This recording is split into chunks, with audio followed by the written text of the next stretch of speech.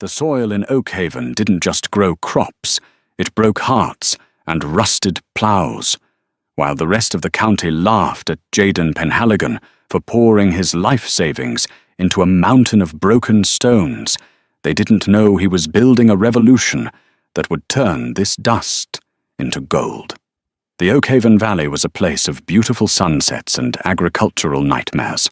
To the east lay the lush green estates of the Riverbend Cooperative, where the corn grew as high as an elephant's eye. To the west lay the rocky, barren stretch of land owned by the Penhaligons. For 4 generations, the Penhaligon family had fought a losing war against the earth.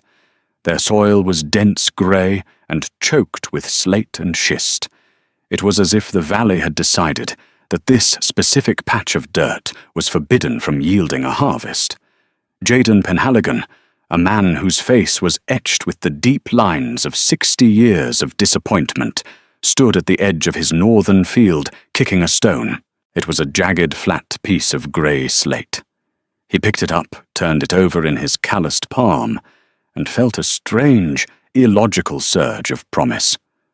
Most farmers in the county saw rocks as the enemy. They cleared them, piled them into boundaries, or buried them in deep trenches. But Jaden had spent his winter nights reading geology journals and agricultural chemistry papers until his eyes burned. He had come to a radical, borderline insane conclusion: the soil wasn't dead. It was suffocated. It was mineral-rich, but those minerals were locked inside the very rocks that everyone else was trying to get rid of. The mockery began in earnest on a Tuesday at the county feed and seed. Jaden was loading bags of heavy-duty welding equipment into his rusted pickup when Walter Higgins, the man who ran the Riverbend Cooperative and controlled the local market prices, strolled over. Walter was a man of polished boots and predatory smiles.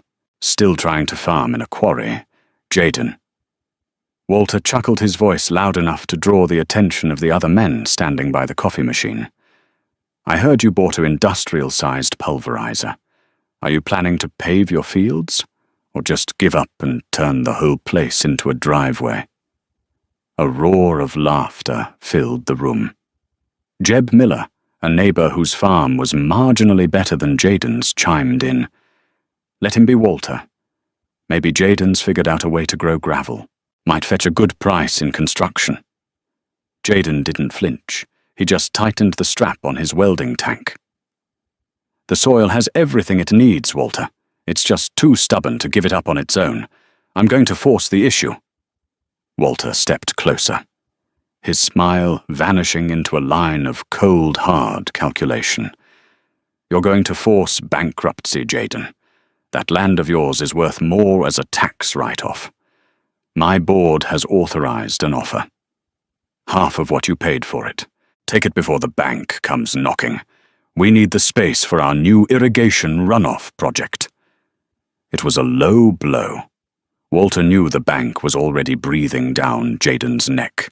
If Jaden sold the Penhaligon farm, his grandfather's legacy would be swallowed up by the Riverbend Cooperative, turned into a glorified drainage ditch.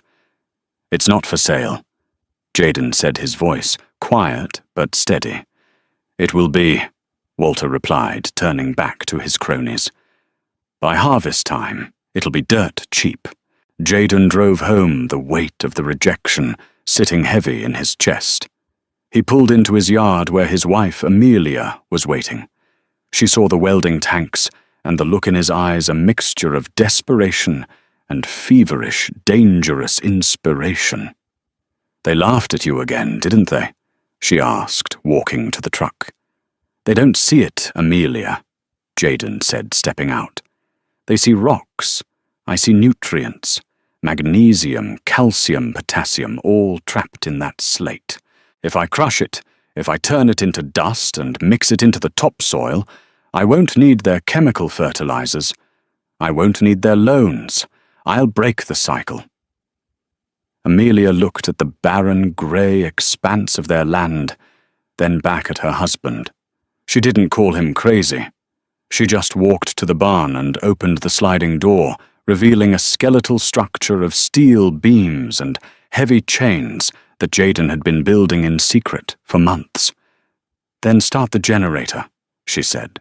"If we're going to be the fools of Oakhaven, let's be the most industrious ones." Building the machine wasn't just physical labor. It was a battle against the elements and the limitations of Jayden's bank account. He called it the Iron Maw. It was a contraption made of salvaged tractor parts, a reinforced concrete mixer, and a brutal heavy-duty hammer mill he'd engineered from a scrap heap. The plan was simple, in theory terrifying, in execution: collect the rocks, feed them into the maw, grind them down to a fine flour-like powder, and then spread that powder over the fields using a modified manure spreader. For 3 weeks, the silence of the Oakhaven nights was broken by the rhythmic, hellish clanking of steel on stone. Jayden lost 20 pounds. His hands were a map of cuts and burns. Amelia helped him feed the maw, her face smudged with grease, her hands raw from handling the jagged slate. Word spread through the valley. It wasn't just mockery anymore. It was concern. People thought Jayden had finally snapped. One evening, while the machine was churning, a car pulled up at the edge of the property. It was Walter Higgins. He didn't get out. He just sat there, headlights cutting through the dust, watching the contraption spit out clouds of grey grit. Jayden stopped the machine. He walked over to the fence, wiping sweat from his forehead with a filthy rag. "You're violating noise ordinances, Jayden," Walter said, his window rolled down halfway. "And I suspect you're violating environmental safety codes, kicking up all that dust. The county sheriff is going to be taking a look at your operation tomorrow." "It's just rock dust, Walter," Jayden said, leaning against the fence post. "Non-toxic. You're just afraid, aren't you?" Walter's eyes narrowed. "Afraid of what? A lunatic with a glorified blender." "You know what happens when you remineralize soil," Jayden pressed. "You've read the same soil tests I have. You just don't want anyone else to succeed without paying the co-op for the privilege." Walter gripped the steering wheel, his knuckles turning white. "You have until the end of the week to dismantle that monstrosity and sign the sale papers. I've already spoken to the bank. They're ready to call the note." Walter drove off, leaving Jayden standing in the dark. He knew it wasn't a bluff. The bank was looking for a reason to foreclose. If he didn't get a crop in the ground, a real viable crop within the next month, they would take everything. Jayden turned back to the machine. He was exhausted, broken and terrified. But as he looked at the mound of fine grey powder collecting at the base of the iron maw, he felt a strange calm. He dipped his hand into the pile. It felt like soft, cool velvet. It was potential. It was life waiting to be unlocked. He returned to the house where Amelia was sitting at the kitchen table, staring at a stack of unpaid bills. He walked over and placed a handful of the grey dust on the table. "It's ready," he said. Amelia looked at the dust, then at her husband. She reached out and touched it. "Is it enough?" "It's enough to cover the north field," Jayden said. "But we need to spread it before the storm hits tomorrow. If we get the rain to push the minerals into the root zone, we might have a chance." That night they didn't sleep. Under the moonlight they fired up the old modified spreader. The tractor roared to life, coughing black smoke into the crisp air. For hours they drove back and forth across the barren land, coating the grey earth with the grey powder. To any onlooker, it would have looked like two people covering a wasteland with more wasteland. As the sun began to rise, painting the sky in hues of violent orange and purple, the storm clouds gathered on the horizon. The wind picked up, carrying the scent of ozone and wet earth. Jayden sat on the porch watching the fields.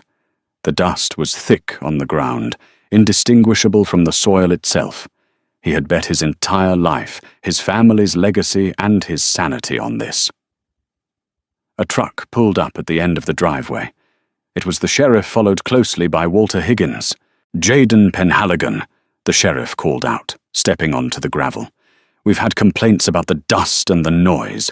I'm afraid I have to issue a cease and desist order until the county can inspect your machine."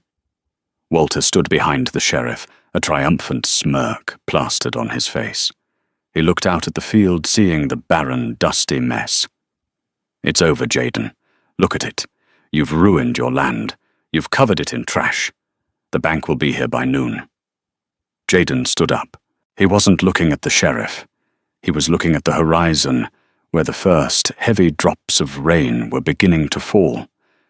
"The inspection can wait," Jaden said, his voice surprisingly calm, "because right now the only judge that matters is about to hand down a verdict." The sky opened up. It wasn't just rain. It was a deluge.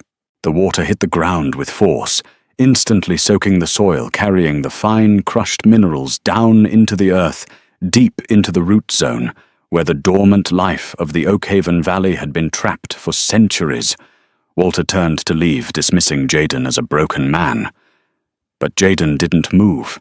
He stood in the rain, watching the water soak into his fields, waiting for the miracle he had spent his life praying for. The rain lasted for 3 days, transforming the Oakhaven Valley into a sprawling, impassable mud pit. When the skies finally cleared, leaving behind a crisp, biting cold, the waiting began. For Jaden and Amelia, it was a purgatory of damp earth and ticking clocks. Thomas Gable, the regional manager for the county bank, had driven out the very morning the roads became passable. He was a pragmatic man who carried foreclosures in his briefcase like ordinary paperwork. However, whether out of a fleeting sense of pity or simple bureaucratic laziness, Thomas agreed to a 60-day extension. 60 days, Jaden," Thomas had said, standing on the porch and refusing to step into the mud. "If you don't have a harvestable, profitable crop by the 1st of October, the sheriff will be the one driving up here, not me. And Walter Higgins has already wired the escrow for the land purchase." Jaden had nodded, his jaw tight. He had immediately gone to work planting a fast-growing, high-yield heirloom corn alongside a cover crop of deep-rooted alfalfa. It was a massive risk. Corn was notoriously nitrogen-hungry, and without the Riverbend Cooperative's synthetic fertilizers, conventional wisdom dictated the stalks would emerge stunted and yellow. For the first 2 weeks, it seemed conventional wisdom was right. The north field remained a desolate expanse of grey-brown dirt. Down in the valley, Walter Higgins's fields were already showing the uniform neon-green lines of chemically stimulated seedlings. The mockery in town didn't just resume, it evolved into a cruel, quiet pity. At the local diner, conversations would hush when Jaden walked in. Men who used to joke with him now simply averted their eyes, treating him like a walking ghost. Then came the heat wave of late August. A brutal, unseasonal high-pressure system settled over Oakhaven. Temperatures soared, and the sky turned a hazy, relentless white. The Riverbend Co-op's heavy reliance on shallow watering irrigation systems and synthetic salts began to backfire. The chemical fertilizers baked in the heat, burning the delicate roots of Walter's crops. To compensate, Walter pumped millions of gallons from the local reservoir, draining the county's reserves and sparking outrage among the smaller farms. Jaden, cut off from the municipal irrigation pipeline by Walter's political maneuvering, could only watch his fields bake. Or so it seemed.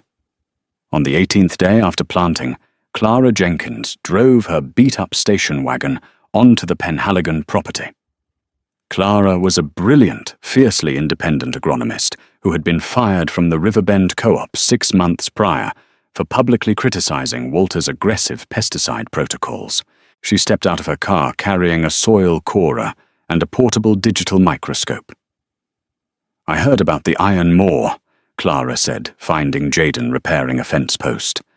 "And I saw Walter at the town hall, bragging about how your land is officially dead. I wanted to see the corpse for myself." Jaden wiped his brow. "Help yourself, Clara. It's the Northfield." Clara walked into the grey earth. She pushed the steel corer deep into the ground, twisting it through the hard pan, and pulled up a cylindrical cross-section of the soil. What she saw made her freeze. She hurried back to the hood of her car, unzipping her equipment bag with trembling hands. She placed a sliver of the soil under the microscope lens and peered into the eyepiece. "Jaden," she whispered, her voice tight with disbelief. "Come here, look at this." Jaden leaned over the hood and looked through the lens. Instead of the sterile, jagged, lifeless mineral shards, he expected he saw a microscopic metropolis. Fungal hyphae, tiny white thread-like structures, were woven through the crushed rock dust like a vast biological highway system.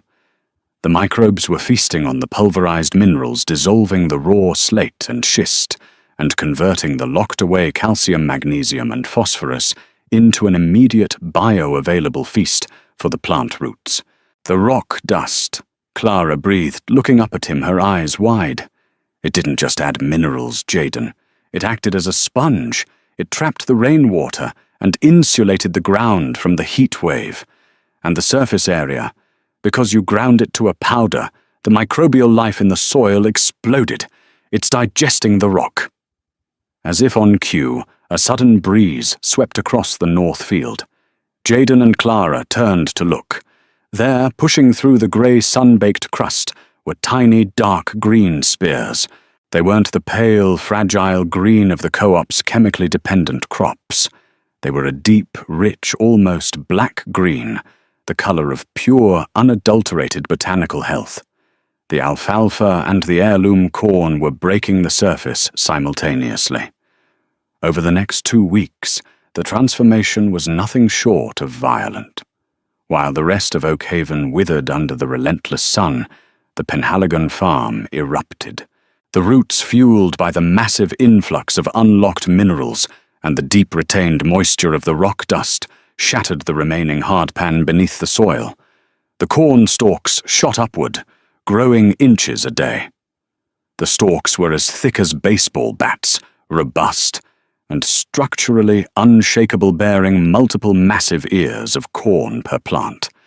Beneath them, the alfalfa formed a dense, lush carpet that completely choked out any weeds and further trapped the moisture. It was a terrifyingly vibrant oasis in the middle of a drought-stricken valley. Word travelled fast. Neighbours who had laughed at the iron moor began parking on the shoulder of the county highway, standing on the beds of their pickup trucks just to stare over Jaden's fence. They saw corn that looked like it belonged in a prehistoric jungle.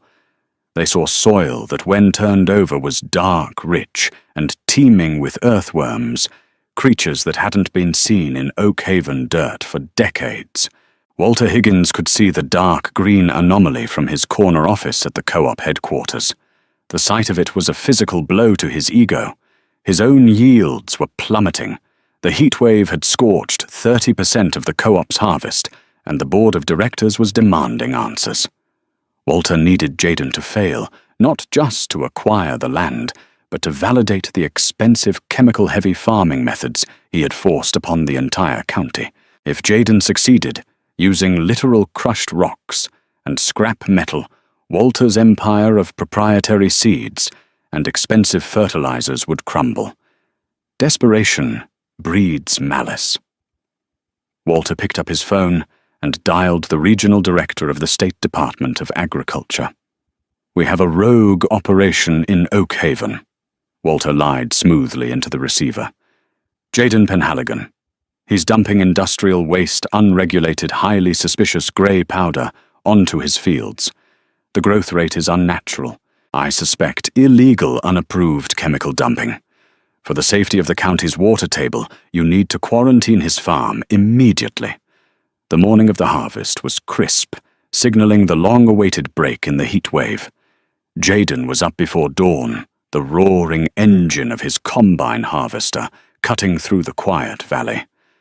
Amelia was beside him in the cab, her hands pressed against the glass, as the massive machine chewed through the towering wall of corn. The yield monitor on the dashboard was blinking wildly. It wasn't just double the county average. It wasn't triple. "Jayden!" Amelia gasped, tapping the digital readout. "Is this thing calibrated, right?" "It's right," Jayden said, his hands gripping the steering wheel. The hopper behind them was filling at an astonishing rate. They were pulling in 10 times the biological mass per acre than the land had ever produced in its recorded history. The kernels were massive, dense, and practically bursting with moisture and natural sugars. By noon, they had filled 3 transport trucks. They hadn't even cleared a quarter of the field. Just as Jayden parked the combine to grab a thermos of coffee, a convoy of black SUVs and white state vehicles tore up the gravel driveway. The dust had barely settled when Inspector Harrison Caldwell, a stern, imposing man from the Department of Agriculture, stepped out, flanked by an environmental testing team. Right behind them, looking entirely too smug for a man whose own crops were dying, pulled up Walter Higgins. "Shut down the equipment, Jayden," Walter shouted over the idling engines, striding forward like a conquering general. "This farm is under state quarantine." Jayden climbed down from the cab, wiping his grease-stained hands on a rag. He didn't look at Walter. He looked straight at Inspector Caldwell. "Can I help you, Inspector?" Jayden asked evenly. "Mr. Penhaligon." Caldwell began producing a clipboard. "We've received credible reports of unregulated chemical dumping and the use of unapproved, potentially toxic growth stimulants. We are impounding your harvest, pending a full biometric and chemical analysis. If we find heavy metals or restricted synthetic compounds, you will be facing federal charges." Amelia stepped forward, her eyes flashing with anger. "The only thing we dumped on this field was rock dust. The very rocks you people told us made this land worthless," Walter sneered. "Save it for the Judge Amelia. Corn doesn't grow 10 feet tall in a drought on crushed gravel. He's poisoned the water table to force a final crop. It's a desperate move by a bankrupt man," Inspector Caldwell signaled to his team. Technicians in sterile suits moved into the fields, taking core samples of the soil, snipping leaves, and pulling ears of corn directly from the hoppers. Jayden stood in silence, his arm wrapped around Amelia's shoulders, watching the state dismantle his life's work into plastic evidence bags. "We'll have the expedited results in 48 hours, Caldwell stated.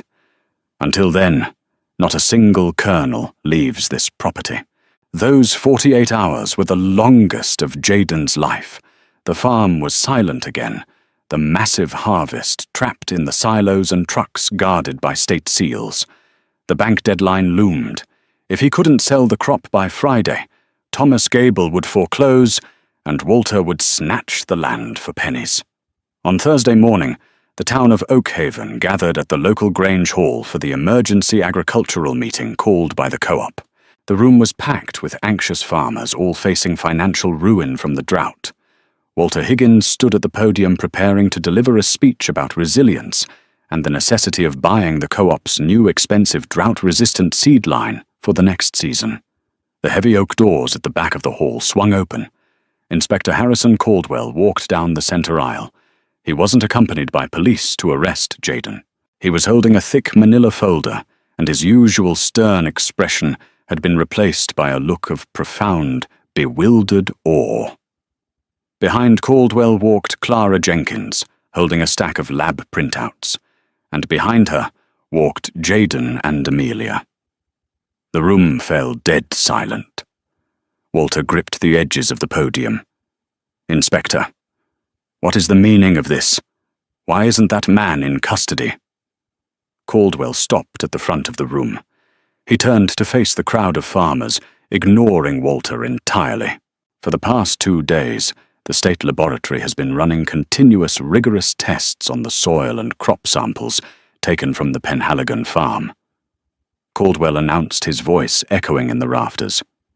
"We tested for hundreds of restricted chemicals, heavy metals, and synthetic stimulants." He paused, opening the folder. "We found absolutely nothing artificial. Zero chemical fertilizers. Zero synthetic pesticides. Murmurs rippled through the crowd. Walter's face turned an ugly shade of puce. That's impossible. Look at the yield, it's unnatural. It is highly unusual, Caldwell agreed, looking directly at Walter. But it is entirely natural. In fact, it is the most robustly healthy harvest I have seen in my 20 years with the department. The nutrient density, the levels of zinc, iron, magnesium, and bioavailable proteins are off the charts. The soil isn't poisoned, Mr. Higgins. It is structurally perfect. Clara Jenkins stepped up, turning to the crowd. Jaden pulverized the local slate and schist. He remineralized the earth. By grinding the rocks into a fine powder, he allowed the soil microbes to digest the minerals, creating a moisture-retaining, hyperfertile environment. While the rest of the valley's chemically burned soil baked in the heat, Jaden's soil acted like a sponge. He didn't poison the land. He cured it. The hall erupted. Farmers who had spent their entire lives fighting the rocky Oakhaven soil suddenly realized they had been sitting on a gold mine of trapped nutrients. They had been paying Walter Higgins exorbitant prices to poison their fields with synthetics, while the cure was literally buried under their tractors. "This is a farce!" Walter yelled, banging his fist on the podium. "You're listening to a disgruntled former employee and a madman with a rock crusher." Jeb Miller, the neighbor who had mocked Jaden weeks ago, stood up in the second row. He pointed a calloused finger at Walter. "The only farce here is you, Walter. You sold us poison while Jaden figured out how to use the earth. I want to know how to build an iron moor." "Me too," another farmer shouted. "How much for the rock dust, Jaden?" came a voice from the back. Walter Higgins stood at the podium, his authority evaporating into the stale air of the Grange Hall. The farmers weren't looking at him anymore. They were looking at Jaden Penhaligon, the man they had mocked, the man who had just rewritten the rules of agriculture in Oakhaven. By Friday, the embargo on Jaden's farm was officially lifted. The demand for his ultra-nutrient-dense corn and alfalfa sparked a bidding war among organic distributors nationwide. He sold the harvest for a premium that not only paid off his debt to the bank, but allowed him to buy the 50 acres adjoining his property. But Jaden didn't stop at farming. He and Clara Jenkins patented the specific schematics of the heavy-duty agricultural rock crusher. Within a year, Penhaligon mineral dust was the most sought-after soil amendment in the state. Walter Higgins was ousted from the Riverbend Cooperative by a unanimous board vote following a massive class-action lawsuit from the local farmers. The co-op was restructured, focusing on sustainable remineralization practices taught by none other than Clara Jenkins. Jaden Penhaligon never gloated. He simply went back to his fields. On quiet evenings, he and Amelia would sit on the porch, listening to the distant rhythmic grinding of the new upgraded iron moor, watching the sun set over acres of vibrant, towering green. They had learned the hardest, most beautiful lesson the earth had to offer. Sometimes the greatest miracles aren't sent from the sky. They are hidden in the stones beneath our feet, just waiting for someone stubborn enough to break them open. If Jaden's relentless spirit and earth-shattering innovation inspired you, don't let this story stop here. We need more people to realize that sometimes our biggest obstacles are actually our greatest hidden resources. Hit that like button to show your support for the underdogs. Share this incredible true-to-life farming revolution with your friends and family, and subscribe to our channel for more amazing stories of triumph innovation and the untamed power of nature.